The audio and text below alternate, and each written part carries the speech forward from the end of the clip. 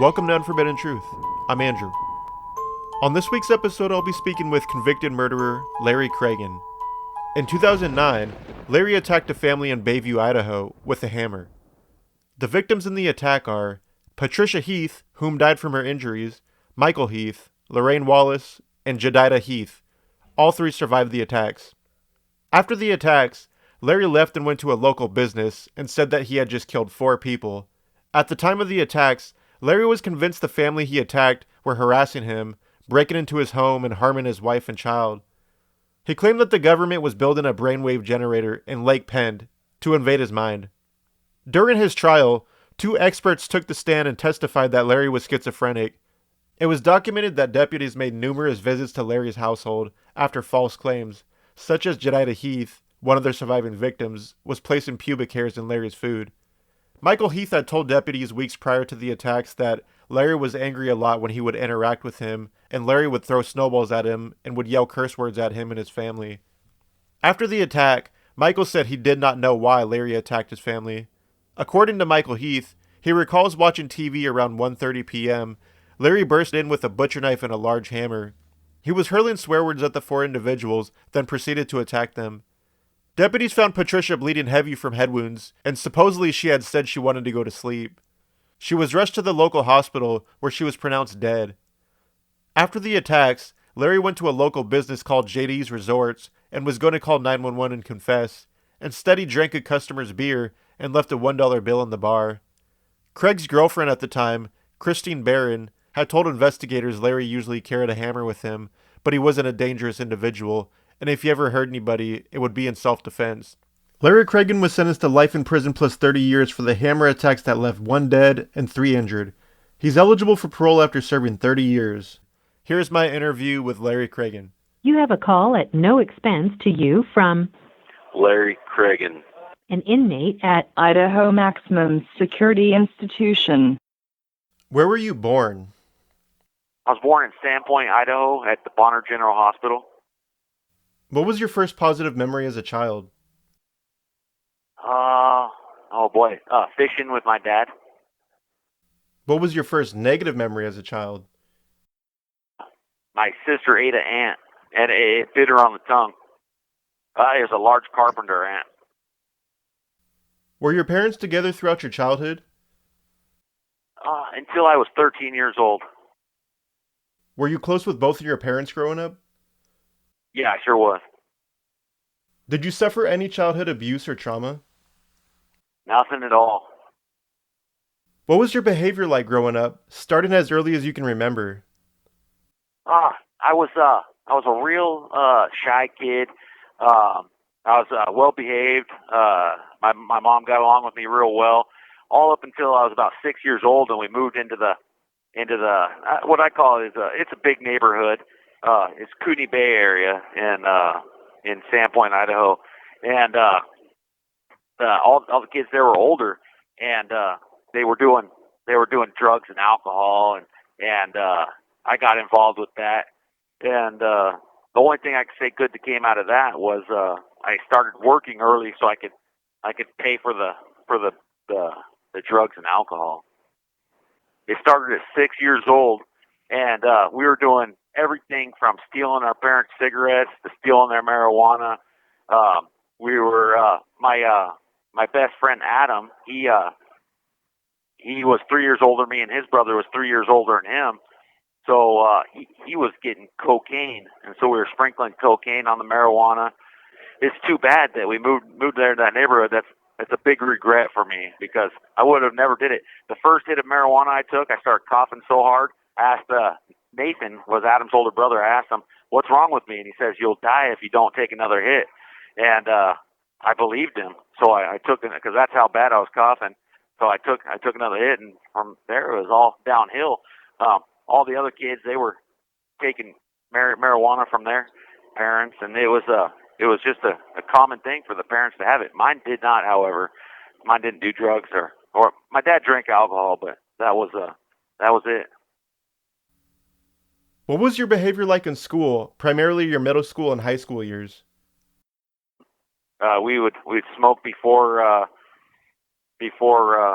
we'd go to school and we smoked the marijuana. Not cigarettes too much. Uh, we'd actually smoke the marijuana more, but we'd smoke that before school, after school, and it was pretty bad. Did you engage in any criminal activity as a juvenile? Let me think. Not me. A lot of people I was around did, so I wasn't. It happened, but it wasn't me that was doing that. I was mainly shoveling snow and raking lawns and mowing lawns and doing whatever I could there in a buck. Have you been diagnosed with any mental illnesses? Okay, yeah. When I was charged with my murder in the first degree and the other charges, they found me unfit to proceed with trial, and they sent me to here where I'm at now. It's the IMSI, Idaho Maximum Security Institution, and they have mental health ward, and they sent me to that and under civil commitment, and that was until they kept me there until I was fit to proceed with trial. And the shortest period of time they can keep you there is 3 months, and that's as long as I stayed there. But there was a doctor there that diagnosed me with schizophrenia, and that was pretty devastating. And he put me on Risperdal because I've had strange visions my entire life, but they're post-cognitive, which means after it happens, I remember in depth, and sometimes they're precognitive too, but very rarely. And I wasn't even going to mention these, but you mentioned them first, as I didn't want to sound like a wackadoodle, you know. But they're visions of all sorts of strange stuff, like inside my body. There would be visions of things that were going on, of visions of spirits, and there was a guy I called the Oracle, and he kind of would guide me through the visions, and I still have them to this day. There was 8 months since I stopped using meth and stopped going to college. I was jobless, and I was still going to church, but I started as soon as I stopped. It was that night I was on meth, and I started hearing voices, and I stopped. And it wasn't just the voices either. I remember clearly I was sitting in my lazy boy looking out over my deck, and there's there in Bayview. It's real beautiful. I had a beautiful view of the lake. I saw all sorts of apparitions. They were like there's a Egyptian god named Thoth, and he's kind of like a bird-headed guy, and I saw a dog-headed man. It looked like all these Egyptian gods. They were spirits or ghosts or whatever you want to call them. They're all piling up in front of my sliding glass window. And I was sitting there. I had a Holy Bible next to me, so I don't know what it meant, but that was just a couple of months before I committed my crime. But they were always violent. They were always telling me to hurt people. They weren't my friends at all. And then in the visions, at first it seemed like that guy called the Oracle was there to help me, but then I seemed to find out that there was a lot of false visions too, things that weren't really happening. I kind of found out that he was lying to me. So the voices were real negative, and the visions were real deceptive, and it's just a bad situation. I just recently I was in administrative segregation, and the voices and the visions came on real hard, and I started acting strange, and I was acting real strange. I was staying up for 3 nights in a row until I'd fall asleep, and I was saying strange things to the guard. I thought they were poisoning my water with quantum energy, poisonous quantum energy. Lately, I've really been into quantum waves, quantum reality, quantum entanglement, things of that nature. And so I was having visions about all this stuff happening, and they ended up sending me back to that mental ward, and there they put me on. They started injecting me with Halidol, and then it was like turning on and off a switch. I started acting normal again, and I realized that these things weren't happening to me. And this was probably about 2 years ago, and so then I was the model inmate. I was a model inmate for a while. They got me off the Halidol. They put me on a low amount of Abilify, which is another antipsychotic, and now I'm just a model inmate. They're thinking about releasing me from IMSI into a medium security prison, and they're talking about that. Otherwise, I get out of maximum security in a year and a half. I caught a level 1 enhancement, which means 5 years in max, because my inmate, he was 23 years old, thought he was 12 foot tall and immortal. He attacked me, and I put him in the emergency room. So that's why I'm here right now. But no, for the longest time, I was coping with it without any meds too. For like 6 years when I first fell, things were going pretty good. I was coping real well. So I kind of doubt I even need the meds now. It's just these things that are happening to me are real. They're real, and I don't know. I sometimes I call it a gift, and sometimes it's a curse. Tell me about your criminal background, everything you've done to date prior to the hammer attacks. Okay, so there's you have to check that closer. If you go down to the county clerk's office and you look up the I think it's there's one with possession of marijuana over 3 ounces. That's a guy in California. For some reason, there's a bunch of felonies on my record that aren't mine. The other one is manufacturing a synthetic controlled substance. That's another guy in California. There's another one, I don't remember what it is, but I almost got into some deep trouble in Alaska when I got into a common fight at the bar. Or no, it was at the factory that I was working at. They brought up this record, and I was like, no, that's wrong. And so I dug deeper, and I found out who these people were, and there was somebody else. The only other felony that I have, thank you very much. The only other felony that I have is a domestic violence, and it was 3 misdemeanors, 3 misdemeanor domestics constitute a felony. So the first one, I was in Vancouver, Washington, in the ghetto. It was on 4th Plain and Carlson. If you guys ever want to go, right down the street from Albertsons, and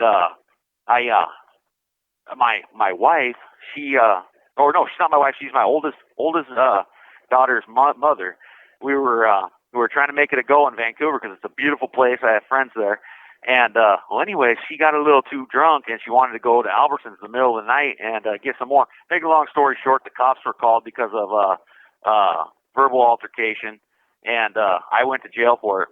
Well, we weren't allowed to stay together, but we did anyways. I went and rented a few movies. We went out to dinner, and somebody told on me that I was at the house. I answered the door, and they said they were going to search the house for my baby's mother. And I said no, and he says, well, if you don't let me, I'm going to break the door down. Well, all this was recorded, and they had to let me go because he did an unlawful search and seizure. So I spent one night in jail. But nonetheless, that was 2 misdemeanors domestic, because they did charge me with misdemeanor breaking a no contact order. And so she says, well, the heck with this. Let's move to Idaho, and we will where nobody knows any of this is happening. Let's move back home.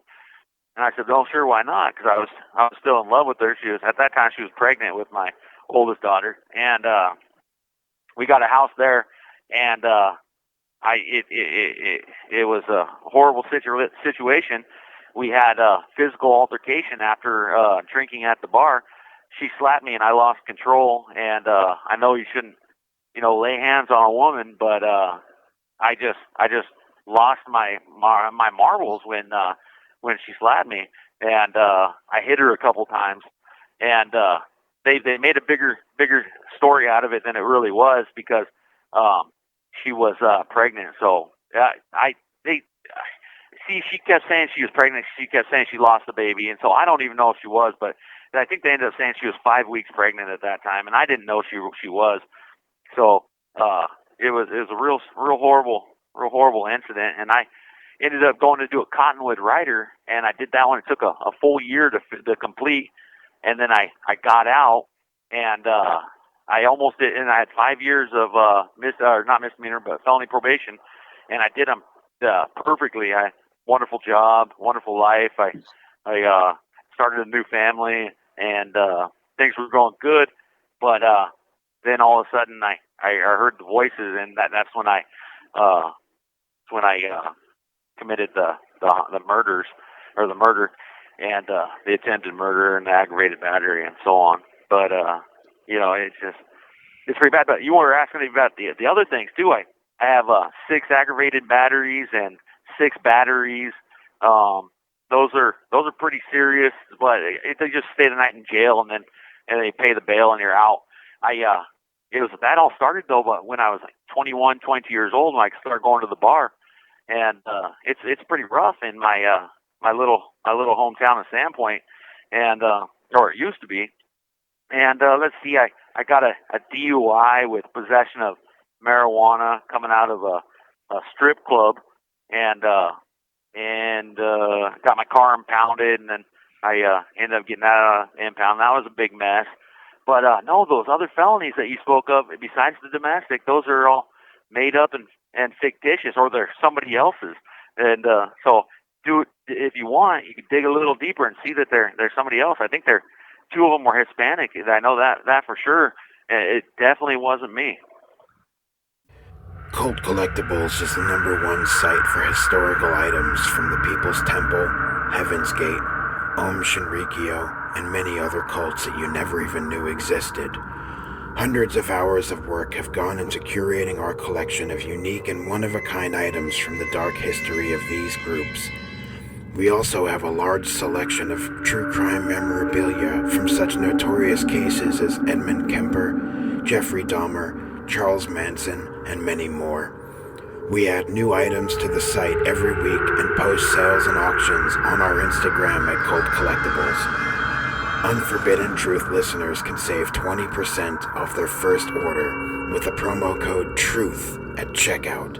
So visit us on the web at cultcollectibles.org today. Let's talk about the crimes you're in prison for. Can you walk me through everything that led up to the December 2010 hammer attacks that you're responsible for? Yeah. Okay. I don't talk about it too often. That's why I don't mind this opportunity to get it out there. So this is it. I was going to college. I picked up a little meth habit. I would do a little bit in the morning, and I'd have a couple beers at the end of the night to get me through the day. I was raising one of my daughters 50% of the time. I'd have her on 1 week on, 1 week off. I was living in Bayview, Idaho, beautiful spot. I was there on the lake. So here I am. I became paranoid. So I was laying on my bed with a handful of meth, which added up to be probably about an 8-ball, which it took about a week to use that. And next thing you know, I heard voices in my head saying, if you don't get rid of that, we're going to call your probation officer. So I just laid there like that, just paralyzed for until the morning. And I had a janitorial job. It was a second job at an insurance company that my friend built. It was a business complex. It was a 3-story building. It was pretty nice. And I did janitorial there. And I thought for sure by then I'd be sobered up and the voices would be gone. But they just persisted. And they persisted that way for approximately 8 months until I committed my crime I'm in here for. And the voices, like I said, they weren't nice. They were telling me to do all sorts of horrible things. They were saying my next door neighbors were molesting my children, and it didn't help that my neighbors were kind of weird. They would say things like, why don't you let your kids come over and play dress up with my nieces? And I'd be like, oh, okay, what kind of costumes do you have? And they'd say, well, we figured they'd just use their own clothes. I looked at him. I said, "Hey, man, that looks like getting dressed and undressed for adults, and that ain't cool." And they're like, "Oh, okay, never mind then." But so I had a weight bench on my deck, and the voices would tell me I'll drop a heavy amount of weight on their neck, so on and so forth. And I was dealing with this stuff, and I even went to the police a couple times because I thought stuff was happening. So I was having hallucinations, visions, hearing voices. I called the FBI once because I thought they were following me, and they said they weren't following me unless I was planning on murdering my wife. I wasn't even married at that time. I got in a divorce, or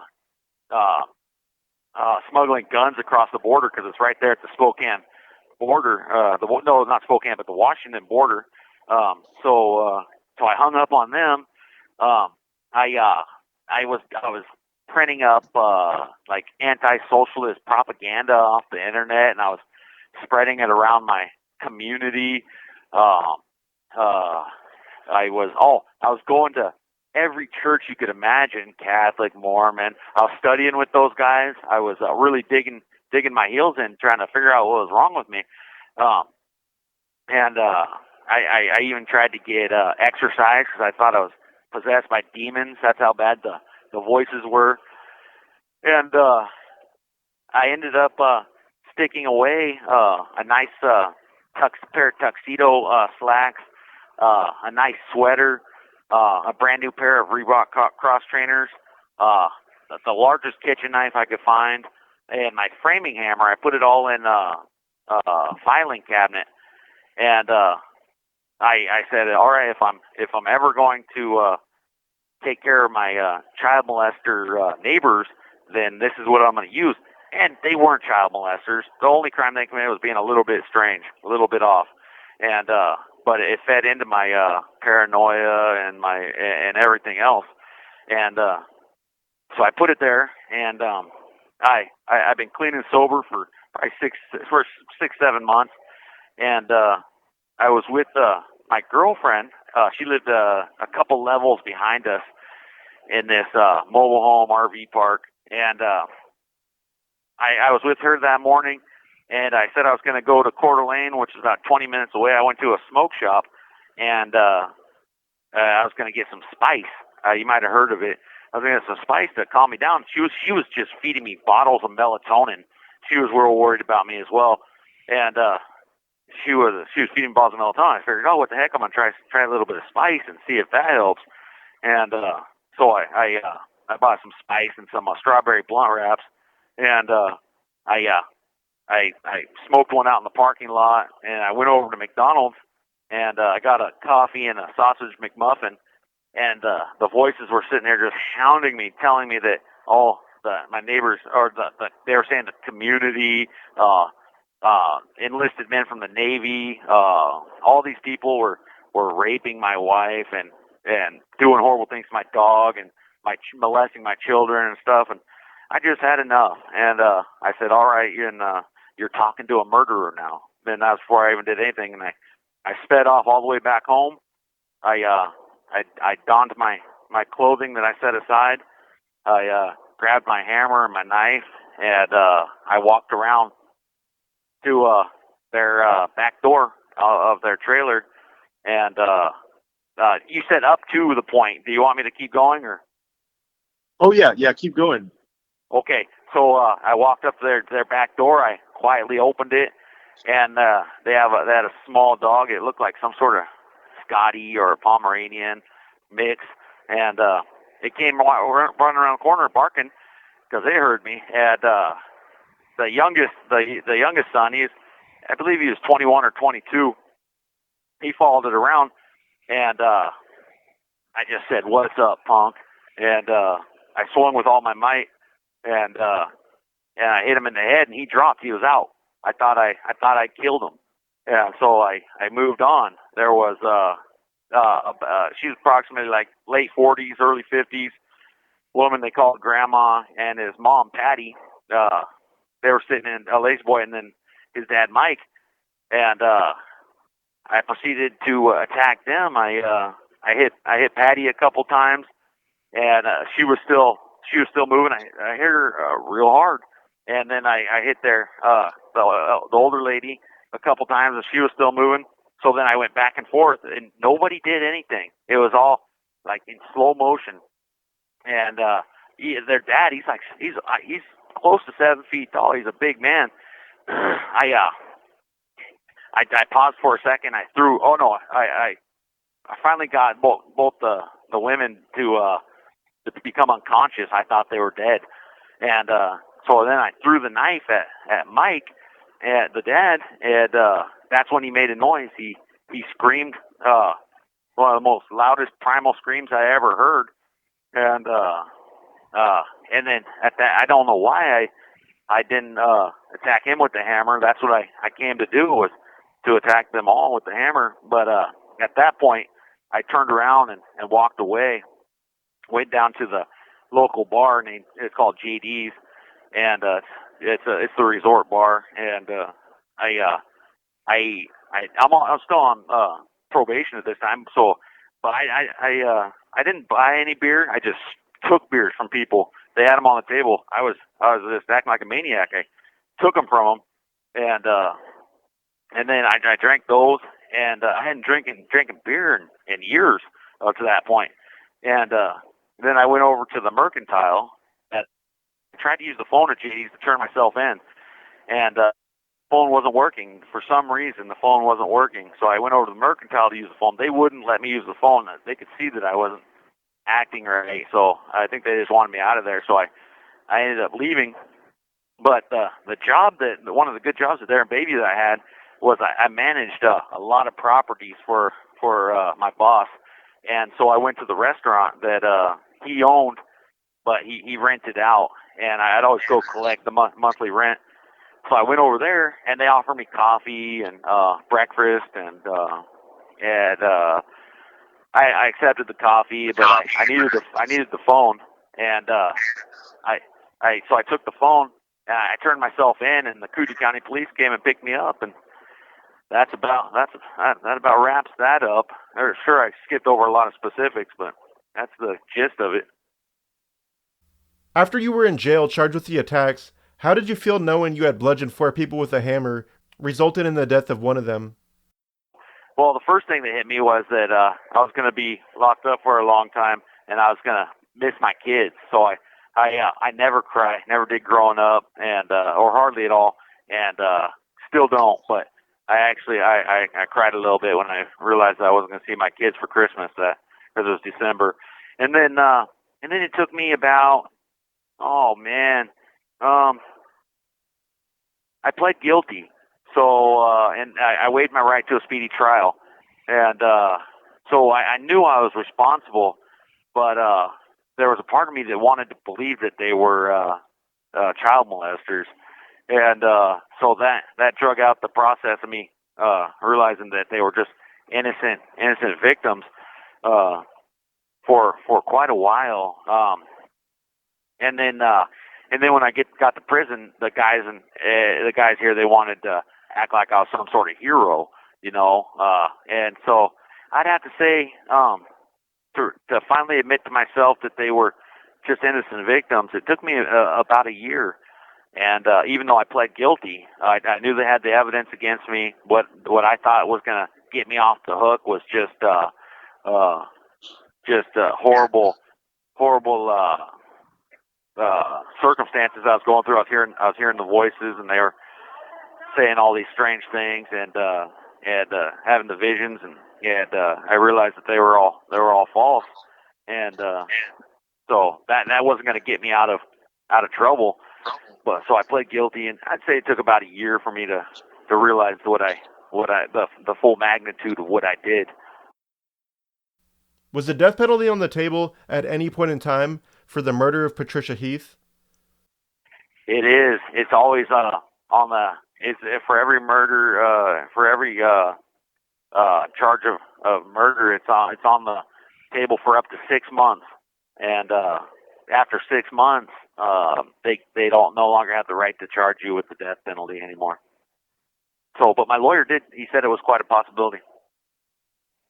You're ultimately convicted of the attacks, receiving a 30 to life sentence. How did you feel when you were handed down your sentence? Yeah.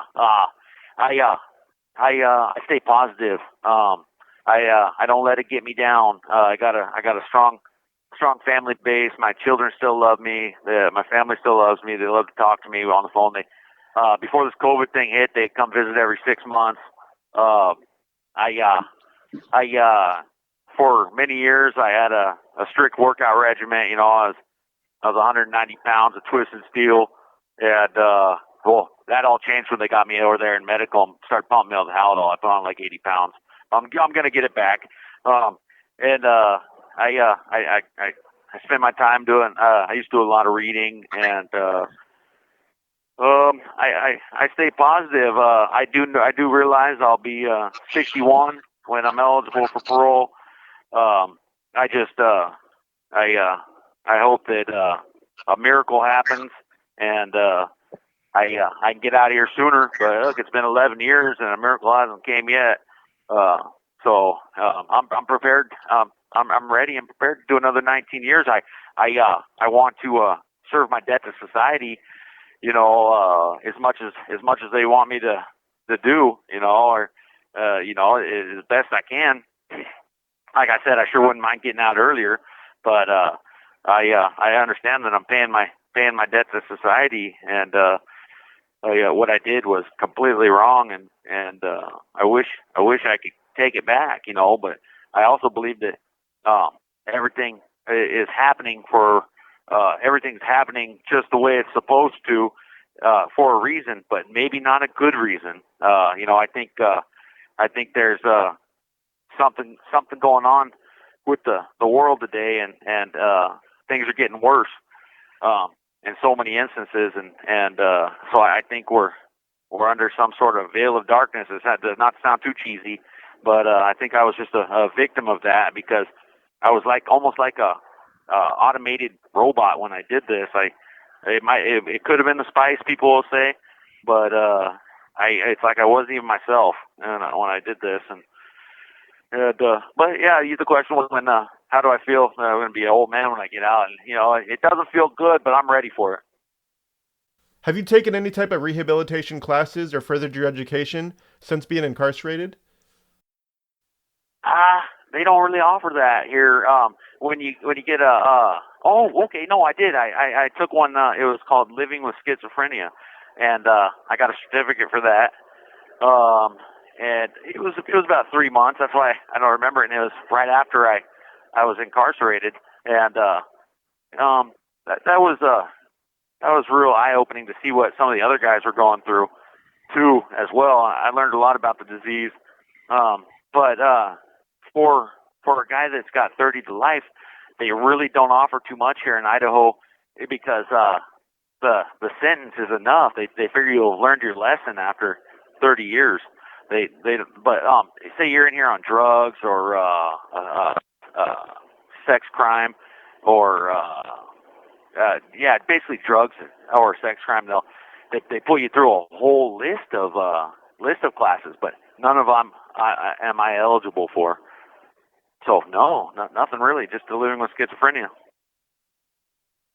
Oh, and I already have my high school diploma, so I couldn't. They offered GED here, and so I couldn't. I can't really hire my education here. What does an average day consist of for you? Oh man, every second of every minute is I'm busy when I'm out here in the day room. But when I'm in my cell, there's absolutely nothing to do. I can send emails. We do have Wi-Fi.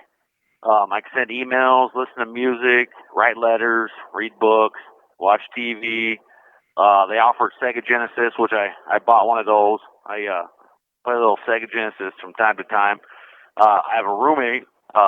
We talk occasionally, but I'm not the type of guy that sits there and tells stories all the time about my life. This is really the first time I've opened up about anything, So, but everybody here, they want to have a story bigger than the other guy, it seems like, and I'm just not into that. I'm not into having a bigger story. So, but anyways, in the cell, man, there's not a lot to do.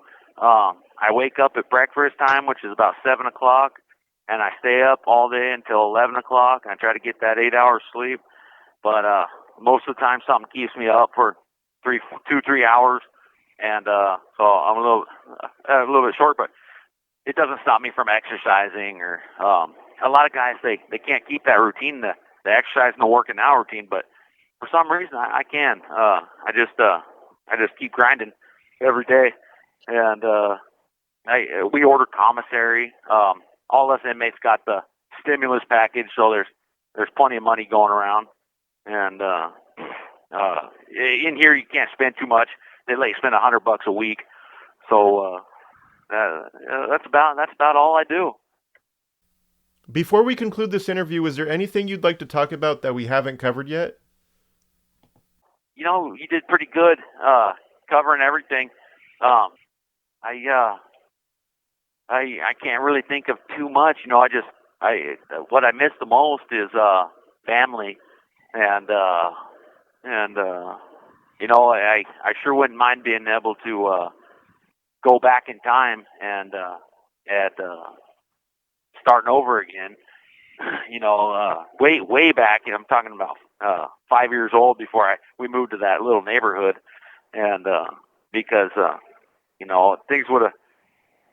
I don't think there. I don't. Like I said, I think everything happens for a reason, even if it's a bad reason. You know, it's just a wish, but that would be cool. But just a fantasy. That was my interview with Larry Cragun.